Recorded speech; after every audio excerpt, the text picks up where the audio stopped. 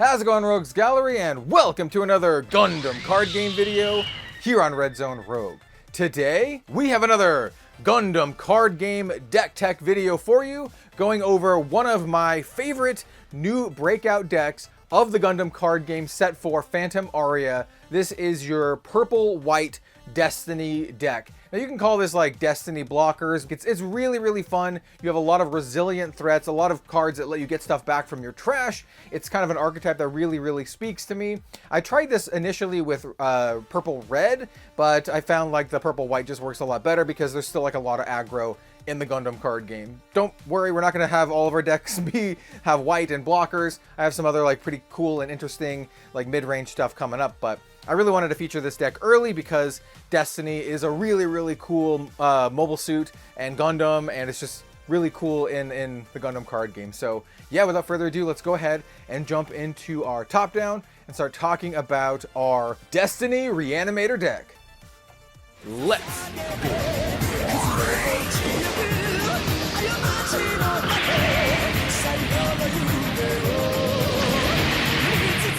Alright, let's get into it, man. This deck is super fun. If you're curious what this deck box is, I've talked about it several times, but this is an official Gundam Arsenal base deck box. And an Arsenal base is a different digital, physical card game hybrid, arcade kind of thing in Japan.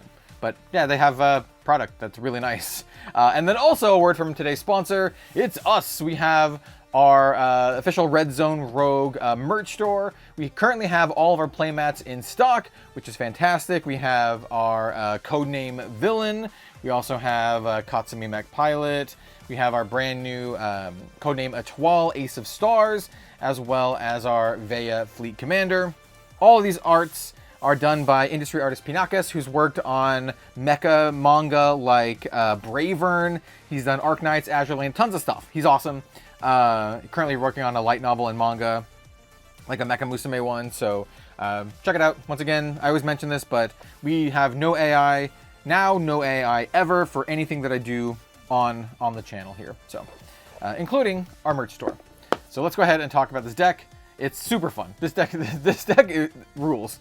I've been a big fan of Zaft ever since the very first Gundam card game set, and this is like kinda Zafty, but not really. I really tried to make it more Zafty, but it just works a lot better as like a purple white version. So as we always do, let's check out our base and resource drip. So I did get if you saw my deck opening and deck build and review of the Destiny Ignition, well, check it out. We got these this nice EX base, and then I have the Lacus EX resource. So very pretty on that front. And then for our resources, my full suite of Shinn resources, and I kind of showed these off in our Japan haul video that I posted recently. If you haven't seen that, go check it out. We got a lot of cool stuff there.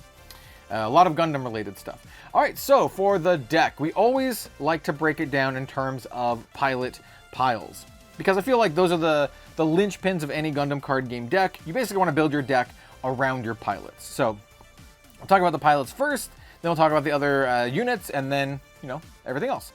So the two pilots we're running, let's talk about the most important one here. That's Shinn Asuka, brand new pilot that came with the Destiny Ignition starter deck. He's a level 4 1 cost 3/0 pilot, huge attack.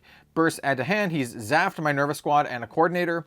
On attack, if this is a MINERVA squad unit, choose one of our resources and set it as active. It's really good, actually, especially when you link up with Shinn, and then you can actually do other effects, especially like with the Destiny Gundam. We'll talk about that when the time comes. But he's a fantastic, really powerful pilot here. And then speaking of really powerful pilots, one of the best in the game, we have Kira Yamato, level 4 1 cost 2/1 pilot. This is the promo alternate art. Burst you add to hand, and then on attack you can choose an enemy unit, and it gets -2 AP during the battle, which is pretty solid. He's an Earth Alliance and coordinator, and obviously we're running a full 4 of Kira.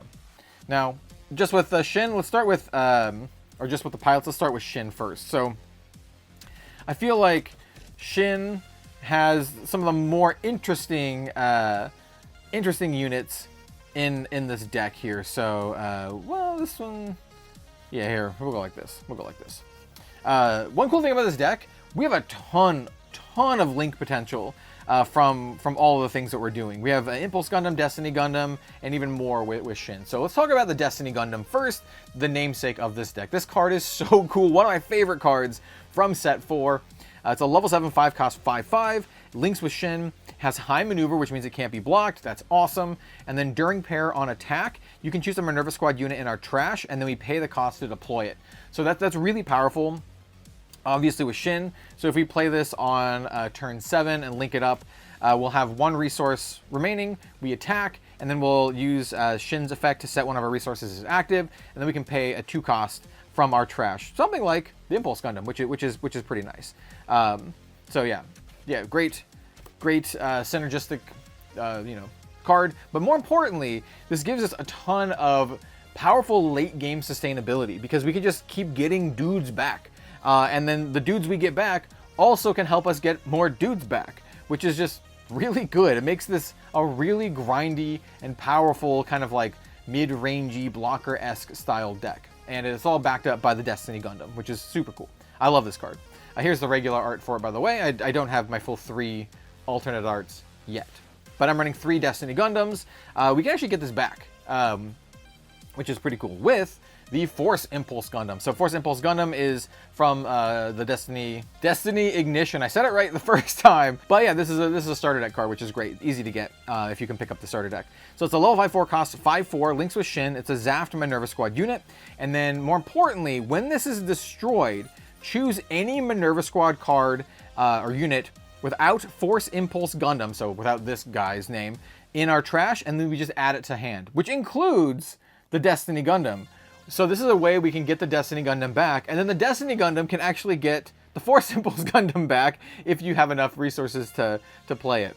Yeah, it's pretty sweet. So yeah, this gets MINERVA squad stuff back. This also gets MINERVA squad stuff back. So yeah, just really great like synergistic stuff there.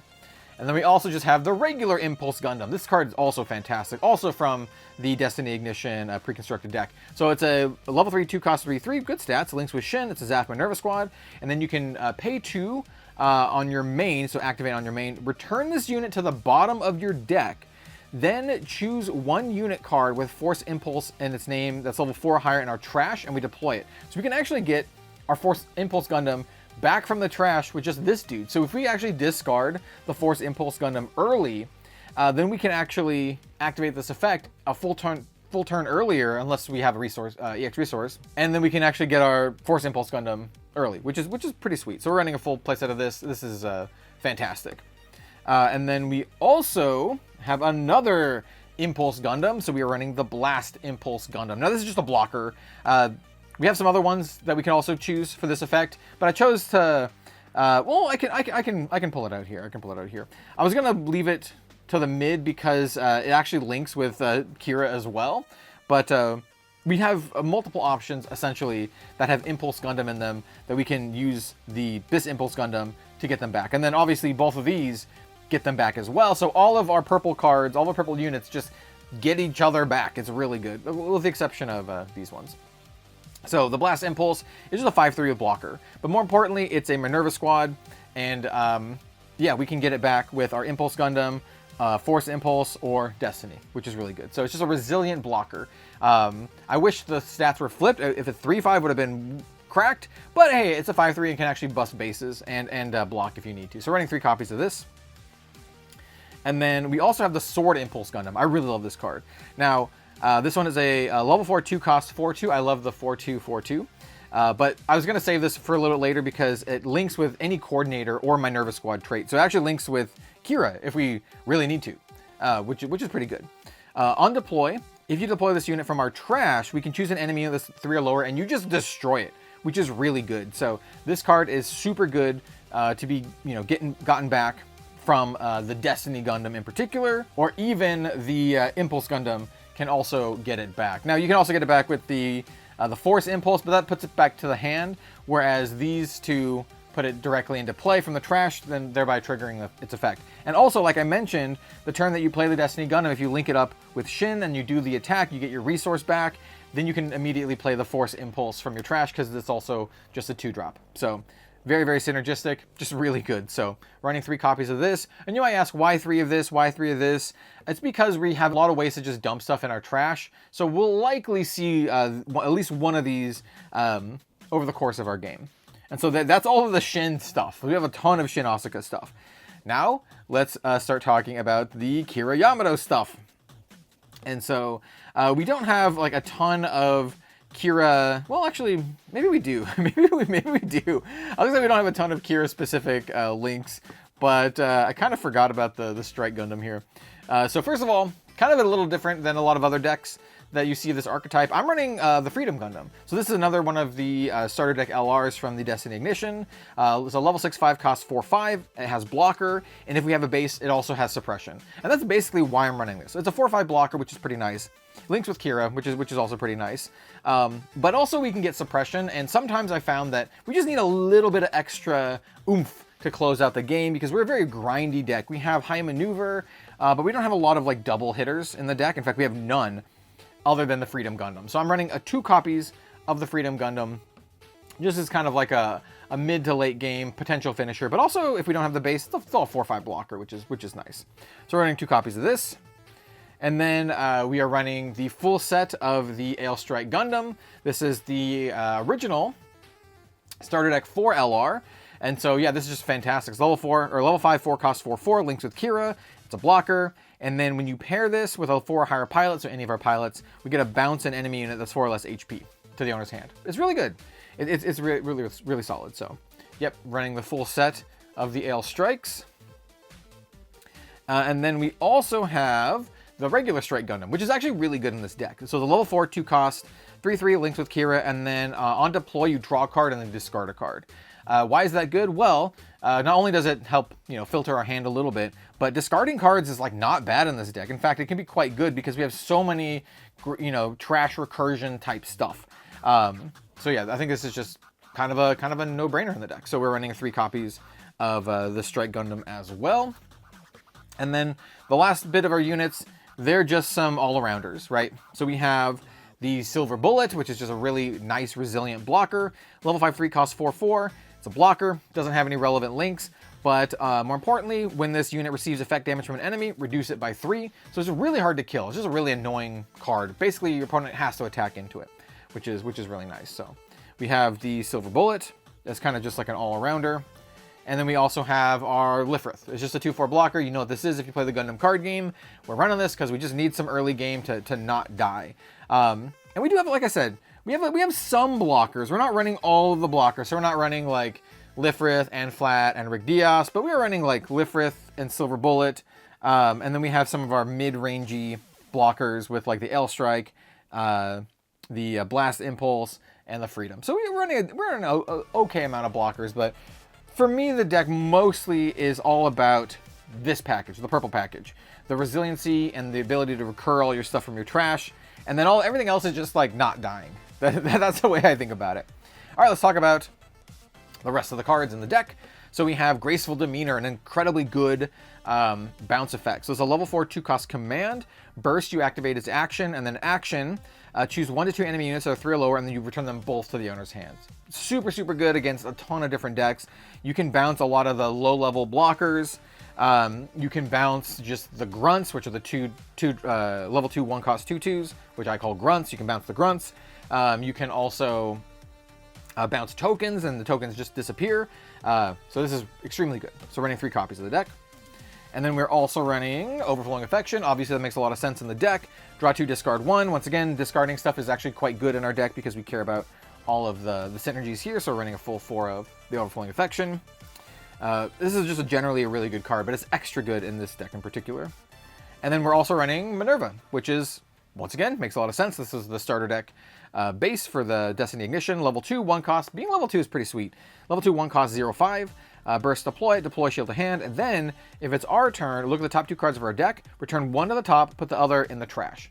Also really good on our deck. Once again, fueling all of our trash synergies. So we have a couple different ways to just fill up our trash.